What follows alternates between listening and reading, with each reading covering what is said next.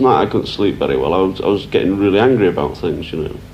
I was getting angry about all the things that are coming back. You know, they never go away, the things that are against the fall or against what I believe in, you know. But, like, things like Channel 4, you know, when you go on Channel 4, for instance, like on this TV thing, we found out that you've had to, like, you've got to pay like 600 quid to the PA, you know. Now that is, it all clicks for me why they get such crap bands live on, you know, why the bands that are live on the tube you've never heard of and things, you know, because it's just who is prepared to sell themselves, you know. And I don't like these sort of, there's a lot of vulgar businessmen coming out, you know, who aren't even good, who are inefficient, and then things like that, something like that kept me up last night, you know.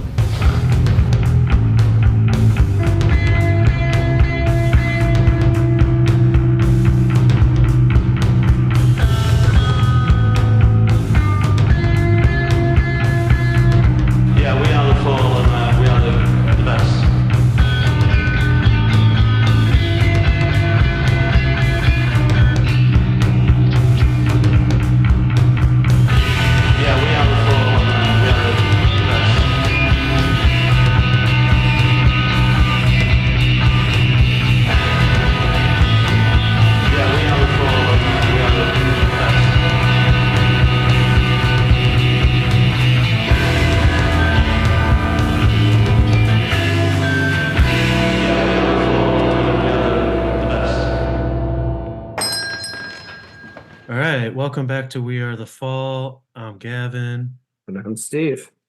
and we are wrapping up 1984 in the land of the fall. And we're going to wrap up this year with, well, actually, Steve, can you believe that we've gone through 5 years of the fall? Has it felt like 5 years to you? It's getting, there's obviously a lot to go, but the amount is we're gonna slow down here, and it's a little sad. Yeah. Yeah, they did. They were so prolific in the first 5 years, and we're just counting like when they started recorded music, right? Recording music. But it's been 5 years. We've gone through it basically. Live albums, of course, John Peel sessions, the singles. It's been a lot, but at the same time, I feel the same way as you. It's kind of sad that they are going to kind of ratchet it down one gear at least, and they're still going to be consistent in their output. They're not doing it at the same tempo as they started. And we're getting into interesting era that we've kind of touched on a little bit. We're talking about three of the 1984 singles today, and the last one is almost, I mean, we can talk about it being on the cusp of being an EP because it does have extra tracks. But we got three singles today. Oh Brother, Creep, Creep. C.R.E.E.P, and then we've got Call for Escape Route or Escape Route, and all from 1984, all on Beggar's Banquet, all produced by John Leckie, and all about the same time that they recorded Wonderful and Frightening World of the Fall. So all of these songs are basically the band at that point, and they all definitely very much fit into that sound that they were, if not going for, the sound that they had, which was the fall sound at that time, which is kind of a different sound that we've ever experienced up until throughout the first 5 years. And it includes, of course, Brick Smith on the guitar, Craig Scanlon on guitar, Steve Hanley on bass, Paul Hanley on drums, Carl Burns on drums, Paul Hanley even throwing in some keyboards, and then, of course, our front man, Mark E. Smith. This is sadly the last that we are going to hear from our boy Paul Hanley, and hence the last we're going to hear of the double drums for a little while, and particularly in this form that we've come to really love and appreciate. There's a little bit of melancholy to this, but at the same time, we got more fall, so it's going to be fun. And also, the fall that's coming up, I don't know how you feel about it, Steve, but especially in 1986, I got an album that I've been really digging it. So I'm excited to get into some of these albums that are coming up, even if we don't have as many live sessions and live cuts. So should we start with Oh Brother? Oh, brother. So this came out on in a 7-inch version and then a 12-inch. Okay, let's go into the A side, Oh Brother.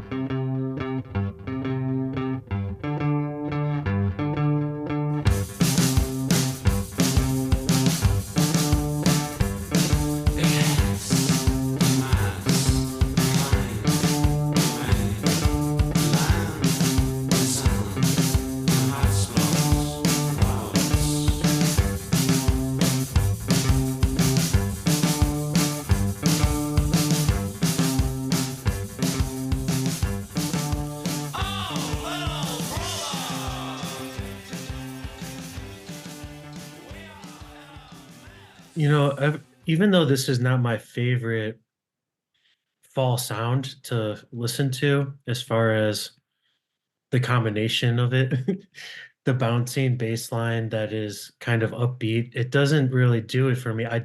I prefer my fall dark and brooding, and I look forward to when they go that route in the future because I know they do and go into almost like a gothic territory. The upbeat, bouncy fall is not for me, but I will say there are a bunch of things in this song that are actually fun. I mean, they're actually literally fun to listen to.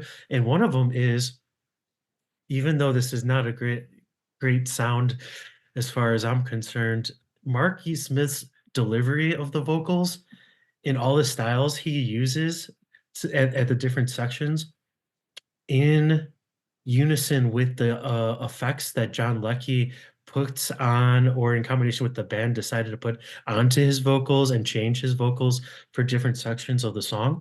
It's really cool. I really like that. I even like the lyrics, even though they're not his, let's say, quote unquote, strongest lyrics. They're interesting and they're fun and they're almost personal in a way, the way he's Yeah, talking to someone, you know? yeah. I always, when I would first heard it, I went right. I was just imagining this was a late night conversation between Steve and Paul. Like, sorry, buddy, I don't know what I got us into here. Like, sitting in the back of the van, going home from a show. Like, oh, we're in a mess here, I huh? like that. The Oh my, Hanley brothers, yeah, oh, tormented. little Yeah, brother. I'm sorry. I'm glad we're together at least. yeah. But I do believe this is an old song. Hmm. One of their, at least lyrically, one of their older ones they made, but I think it was found on like a live recording from real early on. Yeah.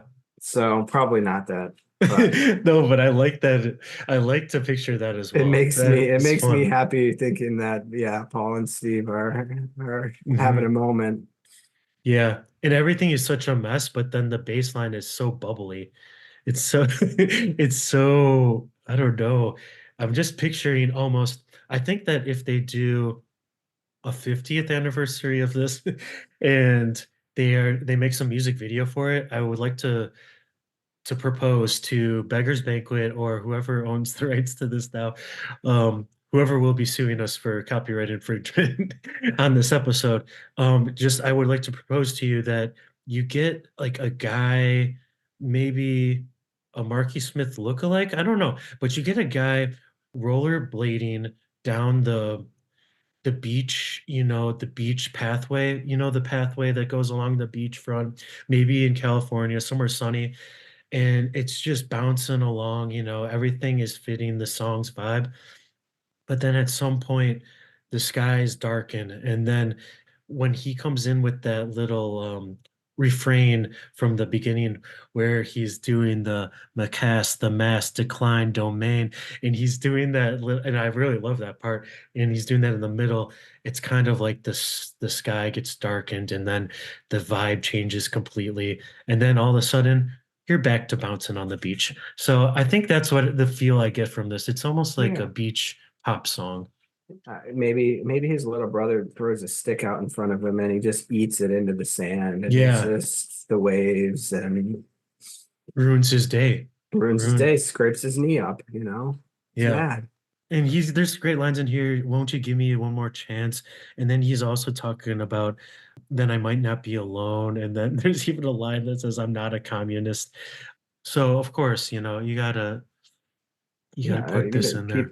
people said he scrutinized a little monster. Come on.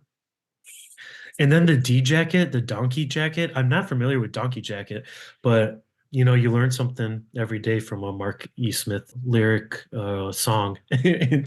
And a donkey jacket is a heavy, waterproofed button-up jacket with a collar and patch pockets, and it's often worn by workmen. When your donkey jacket is a mess, then something's going on. Yeah.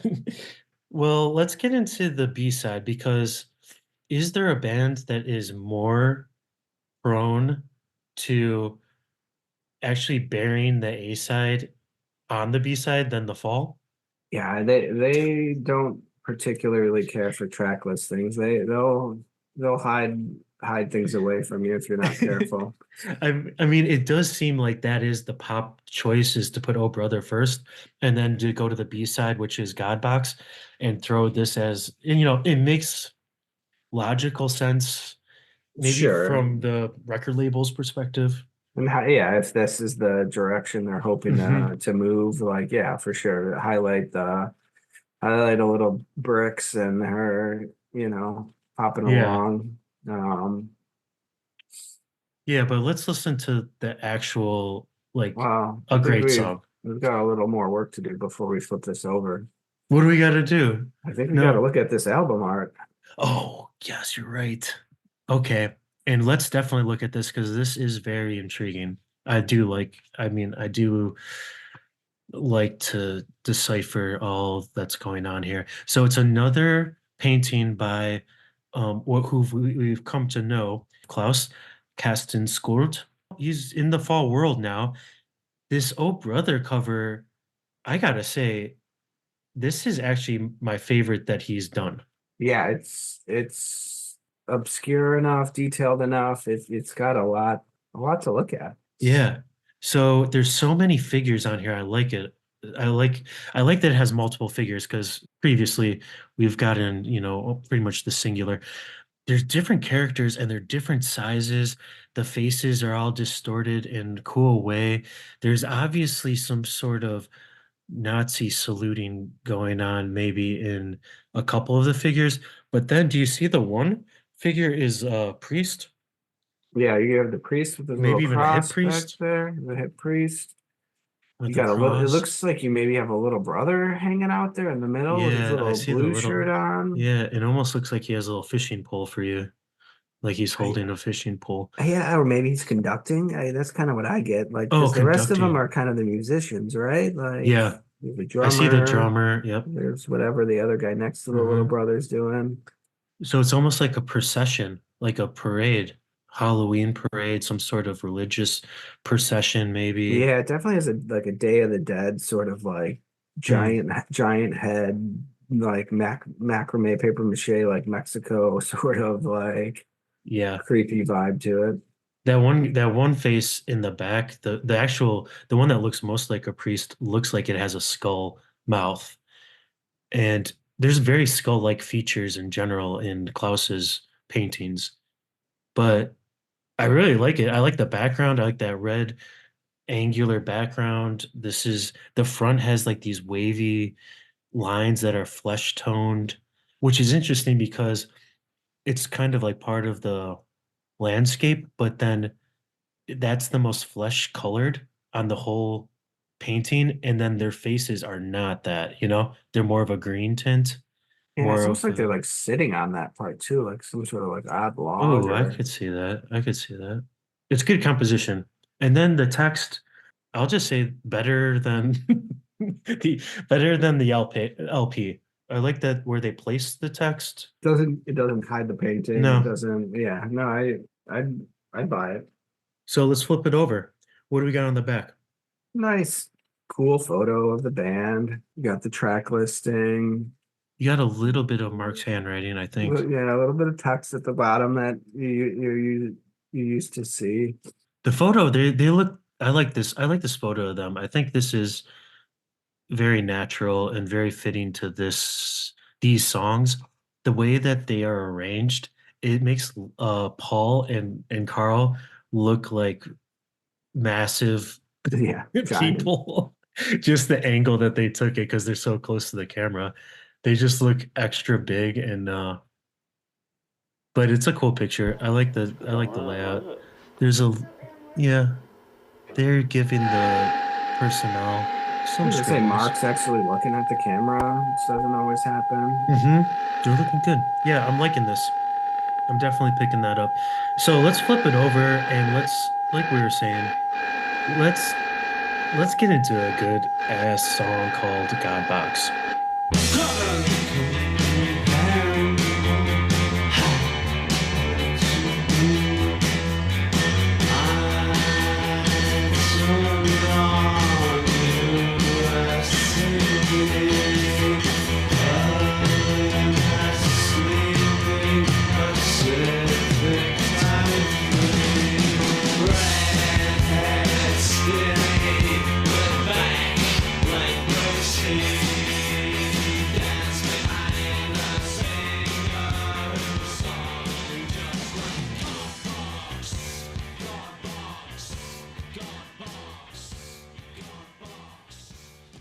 I always love how Mark can take something that just the right wording that triggers something in his mind Hmm. to just run and just play and just connect pieces that were not at all meant to be together and make it something really cool. This song it fucking rocks. I love this one. This one I'm definitely picking up. I'm picking up this single just for this song, to be honest. It doesn't have the keyboard. This is something that I forgot to talk about on the Oh Brother. I think that part of the little bit of an off-putting sound to me is that they have that shitty piano keyboard sound on Oh Brother, right? And it's almost like it's too much and it's not, or it's not, honestly, it's like it's not shitty enough. You know, it's I was not gonna say as they shitty as the original fall throughout these sound. lyrics, they definitely play some actual notes on the keyboard, and Yeah. it's not always bad, but it's not what you're used to. I think I just want it to be not on there at all so that I can just hear the guitars.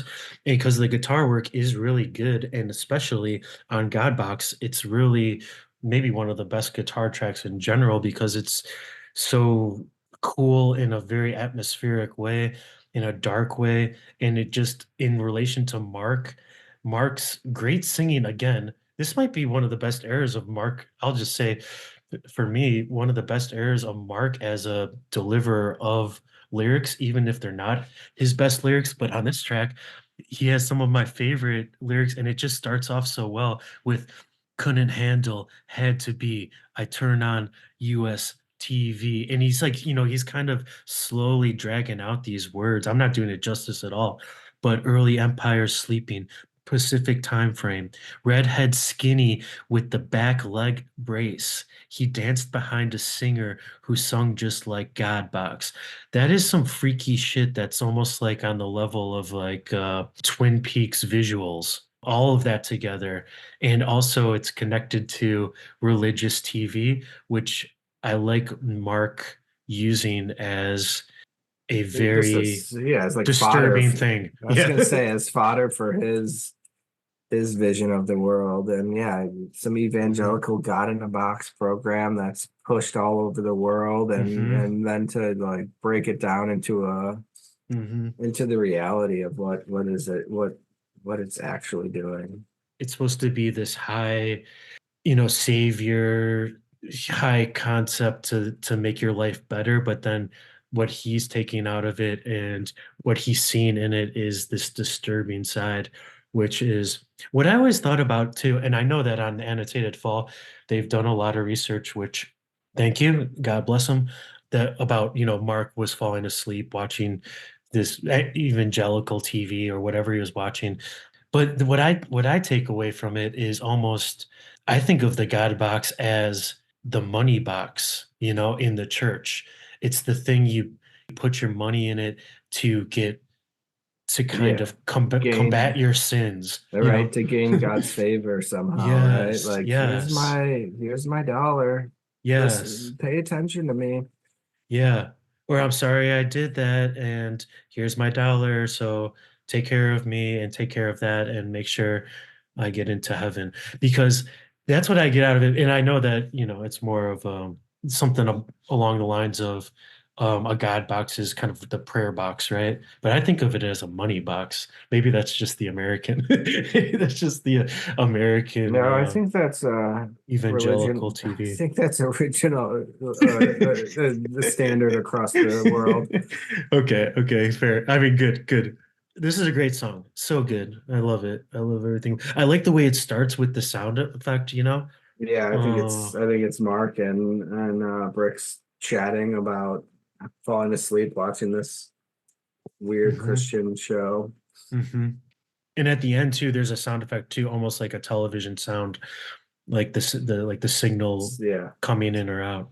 Yeah, I think kind of like what you were saying, where Mark's lyrics, I think Bricks has a good influence on that, where it does allow him to explore a little bit more than he was, maybe previously comfortable with, whether it's effects or, anything, Mm, and just to change yeah. what he's been doing for so long. And then the John Leckie effect, maybe just having a producer that's produced a lot of shit. He produced all of the the Beatles I was gonna say, individually.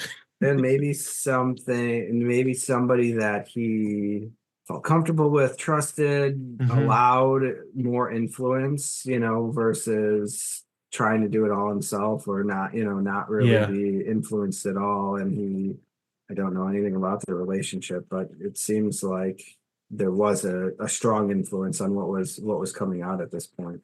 Yeah, definitely.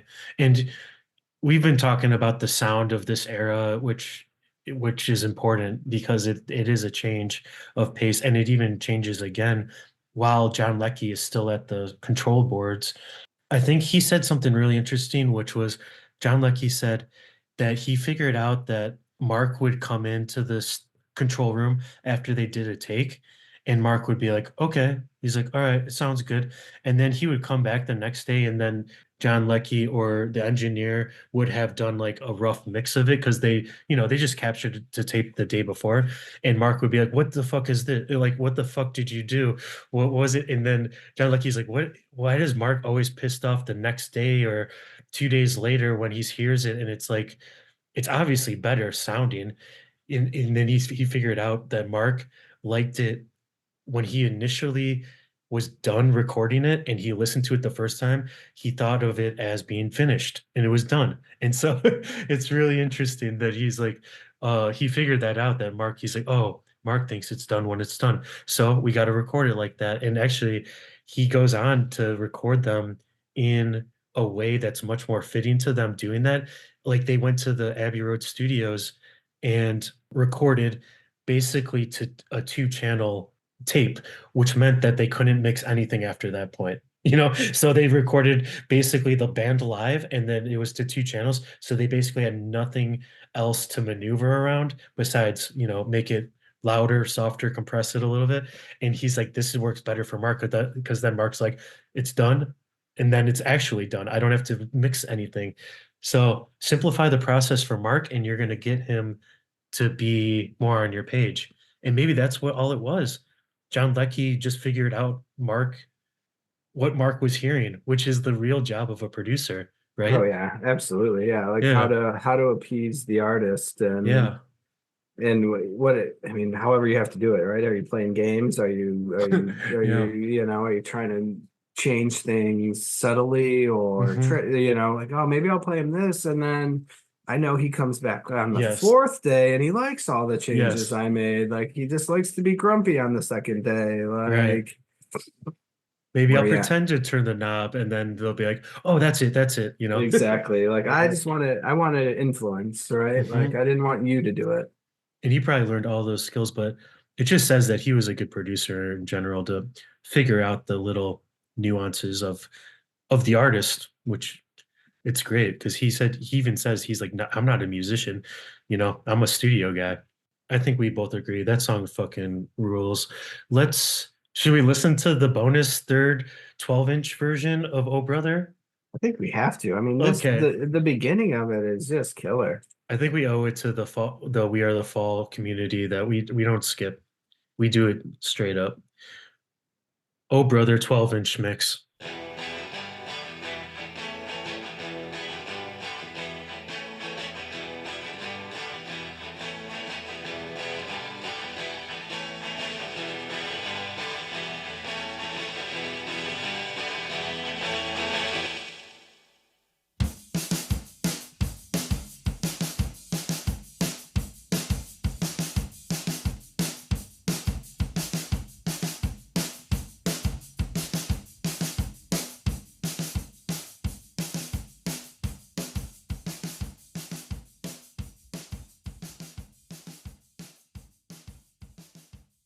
So much better.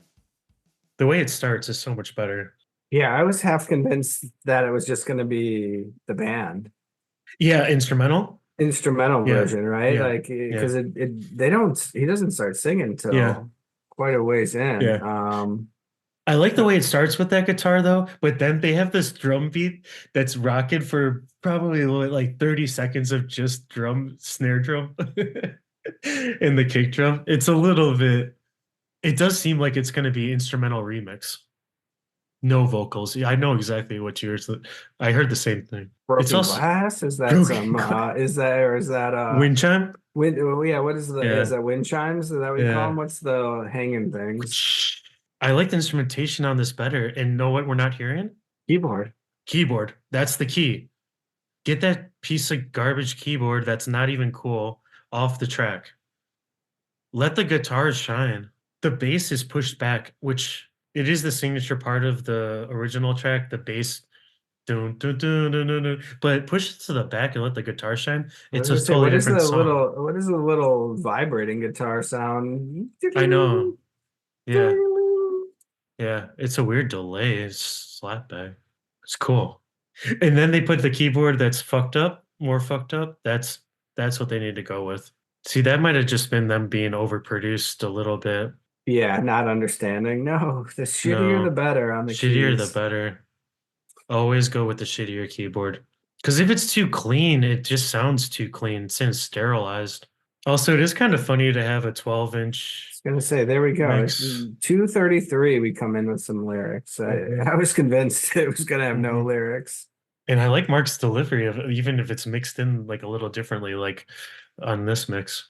Yeah, I mean they honestly just seem to be having more fun Hmm. in these singles here, where you're like, oh, they seem to be just enjoying the process a lot more than stressing. There's layers of added effect, yeah. The guitar solo, I really enjoy actually on the remix and this one, you don't get it as much on the remix, but the guitar solo has a cool chorus effect. It is almost like a Cure kind of sound Yeah. because it's so simple in the melody too. I like the 12-inch mix. I like it way better. I think I agree with you with that. That's kind of fun. So that's the one we got to look for, the 12-inch version of the single. Shit, put Godbox on there twice on the other side. Yeah, you got room. Yeah, rooms just so you don't Put have it to flip it over. put it Just on the have a front and the double. back. Yeah. Give me the 12-inch remix of Godbox, please. Good times. That's I'm not, cool. I'm keeping my eye out.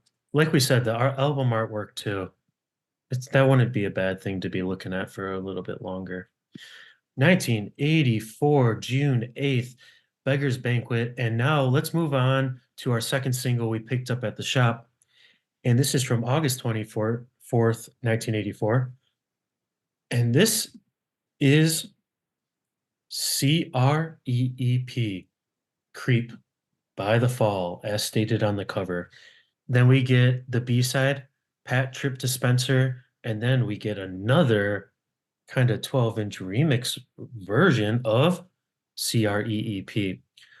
Capitalized, which means it's different, It's longer.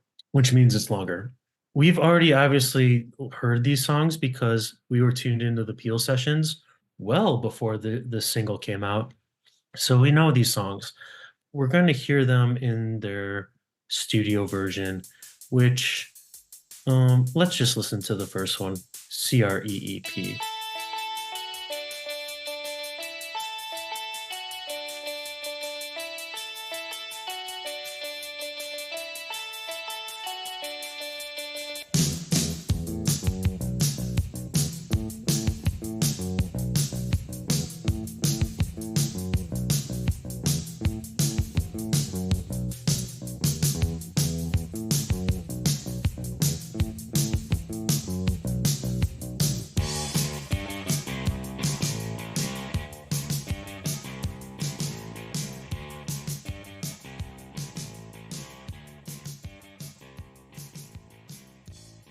You see some of the comments on this video? I'm only 5 and I love this song. Okay, so this is basically a great song for a 5-year-old. If you're going to introduce a 5-year-old to the fall, this is pretty good. Actually, Steve, this is good.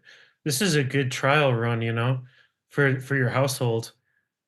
Oh, my They household did is not like Perverted by Language, did they?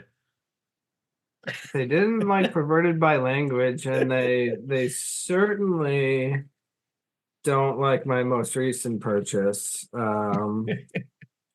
which is what the Castle Face Records The live session, live 1981, session, 1981. St. You know, Helens it's College.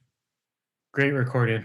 great recording. You know, it's a less enjoyable way to listen to the fall is to have a lot of screaming kids listening to dissonant music around while players in the background, and you have dissonant kids screaming to not listen to it any longer. But if you just keep turning it up, they stop and move to the next room eventually. I think Mark would have actually appreciated that. He always said it was good when there's like, half of the audience stayed. That's kind of the test. How long can they stay? But come on, if you got Brick singing, it's going to be a little bit more palatable for Oh yeah, a younger fall head. this has got the pop and the bounce in it Yeah. Yeah. that you like. It's got Well, you don't letters. like it, but It's got letters. others do. Well, yeah, because I'm not of the age bracket that this song's for. This is for under 10 years old. Yeah, I've outgrown it. you're just the dark brooding soul. Yeah. Yeah, my soul has gone dark. This is for the earlier times when it's still translucent. You've met with Pat a few more times. You're not as looking at things through colored glasses anymore. I met You've Pat at the you've gas met station Pat, or at the and grocery store. you've transcended that sort of music now. You've It's become one true. with the universe. It's true. I've opened the door. I've seen the other side, been reborn. I don't think there's much to say about C.R.E.E.P. that we haven't already said in previous listens to this song. No matter what version it is, it's pretty much, it's pretty consistent. We can at least give the band that. Do They you do you think it's about Mark Riley or not? Yeah, literally do. I do not care. I hope it's not because I think Mark Riley seems like a nice, upstanding dude and a cool dude, and he has great taste in music as far as I've heard. So I He's hope it's not. he says it's about him. Mark E. Smith and Brooks deny it, but I guess they say that Mark's nickname was Creep as a kid. That was his nickname. That's mean. See, that just goes back to this song being, it's kind of Whether it it's a was little bit about it, immature. It's a I little was bit of gonna an say it's immature one of those song. things where you're like, maybe it's not about you, but pay attention. Yeah, I'm gonna slap you. I'm gonna yeah, slap you from afar just because you're yeah. not around me anymore. Yeah, I mean that's fine if you want to go that route. I wouldn't if I was Mark, I wouldn't feel that bad because I mean Mark Riley, I would just be like, this song is not the highest form of insult. Well, that and I would just it's one of those things where you're like, you kind of like when you're still in someone else's mind, Oh right? yeah, You're like, oh, yeah. I'm You're still right. fucking Hmm. with him, huh? Yeah, Yeah, I'm still in yeah, the. You're still writing a song yeah, about me. It's been a yeah, while, man. Maybe move on, but no, yeah. I'm still there. You're still ruminating on what went down, huh? Great, Yeah, because I've moved on. that is a good move too. Like even if the song isn't about you, to be like, oh, I heard that. Hey, I heard you got another. We got another cut just off of just me being around. Exactly. Yeah. If they say no, it's not about you. Oh Yeah, no, sure it's no not. way, Sure no it's not. way. Sure it's not about me. Uh-huh. Just like God Box isn't about me. Sure. Thank you. Well, I'll be taking royalties from that. I'll be taking you to court, and I'll be taking royalties off of c.r.e.e.p. Thank you very much. Flip. they all get credit on it somehow. No, I'm saying Mark Riley needs to get in there and get Well, some I know. I'm credit. just saying he gave Yeah. everybody he didn't in case he got sued, he wanted Uh-huh. everyone in the courtroom with him. Let's look at this album art as we're flipping it over before we get into Pat Trip Dispenser. Now, what are you feeling about this? Can you describe this for the audience that can't hold it up in front of themselves right now? I mean, there is a CREEP on the front. I mean it's a That's what catches your eye first is the letters, no, well, not the grotesque face. the creepy man like infant. It seems like he's like the worst thing you could imagine giving birth to. I see the swirls and I imagine that's just like Hmm. coming right out of the birth canal, and you just gave birth to the most hideous thing you could imagine. Hideous replica. Yeah, he's dripping wet from his tongue and his fingertips. Oh yeah, it's Yeah. Yeah, he's drooling. He's looking at his hands. This is kind of what I envision if Pat, the trip dispenser, provides you with maybe some old goods, that are not really up to the quality that you're usually knowing that Pat is getting. maybe, or Um, just even maybe some really fresh potent stuff that you're just like, oh, oh too boy, fresh, yeah, too like fresh. I'm used to Yeah, taking two hits from Pat, and this yeah. this This that was speed not a that good idea. the speed that Mark likes, he's like going into the outer space tunnel. It looks like in the background. Yeah, this figure is really. It's our boy Klaus again. It is our boy Klaus. And because we gave him so many compliments on the last one, I do not feel bad about saying this one is a demo. This is a demo. This is not. It almost looks like there is a light bulb. Actually, now I'm looking close in the center of the circle that's the void that he's going into or coming out of. It almost looks like he's in a cave too. And do you see that thing that's below the fall text that says the fall? Can you tell what that is down there? No, Interesting. It's like they intentionally covered it up too with the border. Yeah, not my favorite. Actually, in the Klaus rankings of his artworks, I'm actually putting this one at the bottom. I'll take the LP. I'll take the Wonderful and Frightening World of the Fall LP cover above this one as well. And let's look at the back cover. Flip it over. We were just talking about kids and the fall, and we have a picture of a child on here. I have no idea who that is. that Is is bricks for is that sure. Young Bricks? Yeah, because Huh. that's a young Mark too down there, right? Like, I mean, not that young, not a child, but like that's certainly not Huh. 1984 Mark. Yeah, so we got Bricks when she looks like she's about 6 years old. I was gonna say I don't mind the back painting. I mean, it kind of continues off of that little tunnel.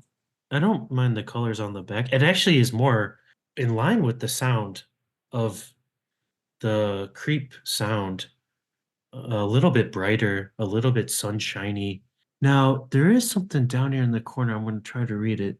This is very pixelated, the what I'm looking at. So, this pool of disgusting swarm, the form of lukewarm, this mod effect of capricious green ham, who is everybody, yet everybody is him. The marred blow of suck Pete's Vera, I can't even read the rest. It's just getting so I'm actually kind of making up these words because they just Yeah, are vaguely the pap he complains of is just the grease yeah. reflection on his empty parish plate or pariah Pariah. plate. Yeah, it says Oh, it says Yeller Mania, the anti-creeps serious lyric. you know what? That kind of has some tone similar to Pat Trip Dispenser with the grease. What is it? Yeah, it Something says about the grease reflection.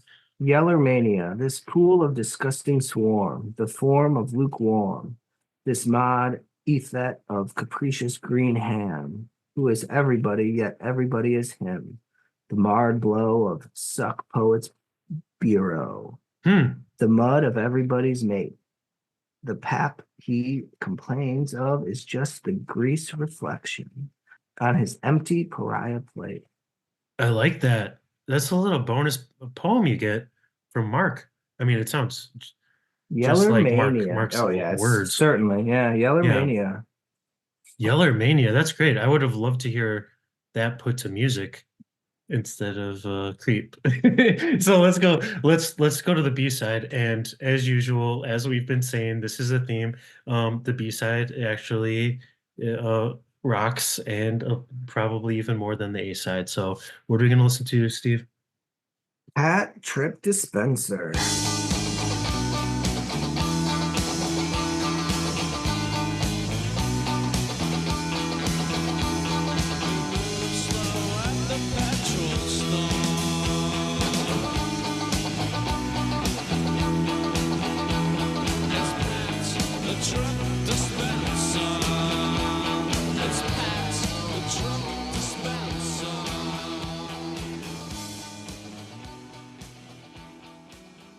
Okay, so here's the rule of thumb for the fall. We should write a book that's kind of the rules of the fall, where there's so much data to go off of in the form of all their music in all of their different forms that you could probably make a set of rules that could be abide by that would make a good fall song. So in this case, we found that if you have two guitarists in any kind of almost any version of the fall that has two guitar players at the same time, you need to get rid of the keyboards. You need to just throw it out. You need to throw it in the trash or just put it in the closet. Actually, because we know that they don't throw away their keyboards, they just pass them along. Just put it in the van, put it in the corner, just leave it at BBC Studios until you need it again, till one of the guitarists leaves, because you want that space. And it's personified on a track like Pat Trip Dispenser and even Godbox, where these guitars are just mingling, intertwining. It's very beautiful, it's very fitting, and it's very perfect for then Mark to just poke his lyrics right through the middle of the web of guitars. That's how you do it. If you got one guitarist, which I'm not against in the fall, and there's been plenty of lineups, and we're going to get into more that are just single guitar player, then you can have you can have a Yeah, synth. you need it. You need a little something Yeah. extra. But if you got the full band, let 'em focus on one thing at a time. Yeah, you got two guitars, you got two drummers. You like this is good. This is fine. And you got Steve Hanley, which is basically a whole, sonic foundation to put anything around. So, and Paul Hanley plays the keyboards on this like he did on the other single. I don't know if Paul is I don't know if he's the guy for the keys. Just put him where he's the best behind the drum kit with Carl next to him.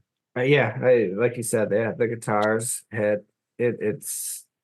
It's in that darker vein. I think this is a good point where the annotated fall does help you enjoy the song a little bit more, just knowing a little bit more about Pat the old trip dispenser. Tell me something about Pat. I have not looked up anything about. So he was credited on the Wonderful and Frightening World of the Fall. He is their Hoboken, New Jersey based New American tour manager.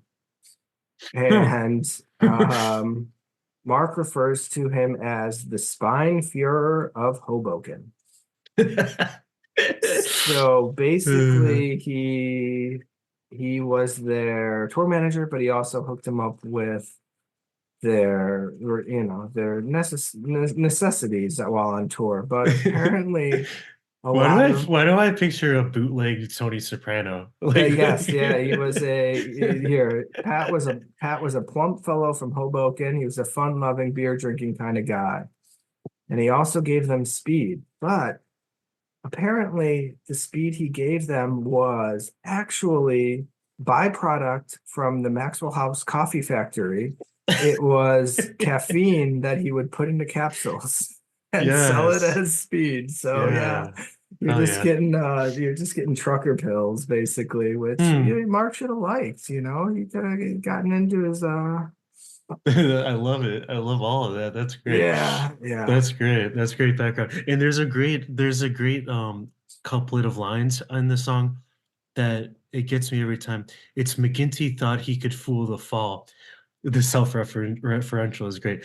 McGinty thought he could fool the fall with his imitation speed, but he had not accounted for the psychic nose. So then it's not only self-referential of the band, it's also referencing Mark's psychic abilities, and not only that, he takes it further. He does not only has psychic abilities, but he has a psychic nose that can actually determine if something is truly speed or if it is just counterfeit speed. And I think that actually Mark would determine that probably right away by ingesting the speed, but the nose is actually the pure test, right up the old nostril. I don't know, right? You've seen enough drug lord movies. All it takes usually is just a little tongue, but Mark's Yeah, got a and there's better a no, detector. it's right.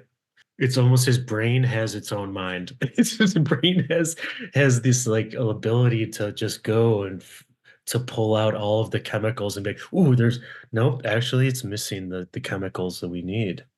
Yeah, it's got something, but not enough. That's a great song.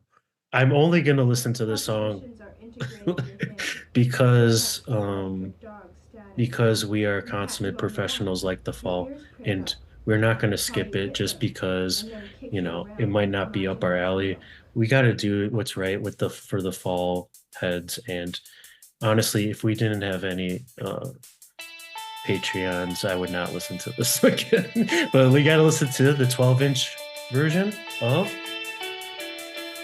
c.r.e.e.p. Okay, Caps Lock. He reads books of the List Book Club, and after 2 months, he stands a familiar haunch, and it's that same slouch. You had last time he was around. Caps Locked it. The long version. Thank you. I didn't know I needed the long version. So, on 12-inch singles, I used to buy 12-inch singles when I first started buying records because I would be like, man, why is this whole 12-inch record, this big record, only $2? And then I realized because it only has 2 songs on it. With a lot of the 12-inch records, they were for people, or what I think is they were for like DJ culture to put on a table and like mix them, or to play a single and then switch the turntable over to the other deck and then play another single. So it's much easier than dropping the needle in the middle. But you would get these long instrumental versions of songs, which is real interesting. But for the fall, it doesn't really make sense. Because a No, long instrumental version is not what the fall does. No, it's not better. It's just different. You're besides Oh Brother minus the H, which maybe they're gonna mix them up a little bit. That was just a better mix. That's just a better mix of instruments. They just did a better job. If you're telling me I'm going to give you a fall record that has Mark's vocals removed, I'm going to say I don't think so. I don't think so. Is that up your alley? You want a fall album that's all instrumental? No, thank you. You got to have Mark. I mean, I'm gonna get fooled at the record store if I see it, but Mhm. you know, you're gonna get home and you'll be like, yeah.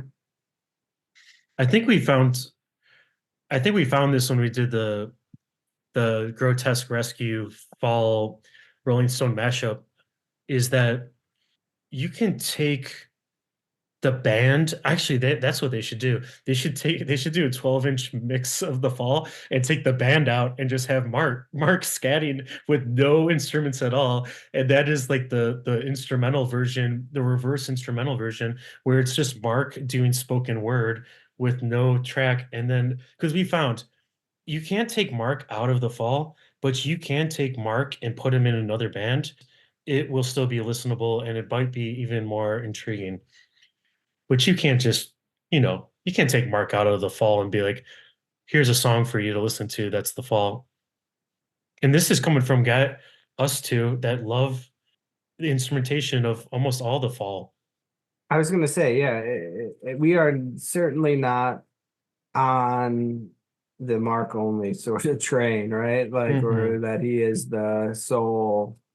And he's the soul of the band, but he's not the only reason you listen to this. Yeah. He's not the reason they are the Fall, right? He's the figurehead. He brings so much to it, but it's that unique combination of the reaction between the two. Yep, this is the long version. This is the long version right here. I mean, for no other reason besides more instruments, right? Like, yeah. And I'm telling you guys, just try to picture this, listen to this song, and try to make your brain erase the keyboard, and you'll have more fun. I guarantee it. There's just something about it. It's just too on point, maybe. Well, it's more on point, but yet not. Yeah, but not in sounding musically great. interesting. Yeah, I was going to say it's not more musically interesting, Yeah. but it's not. Yeah.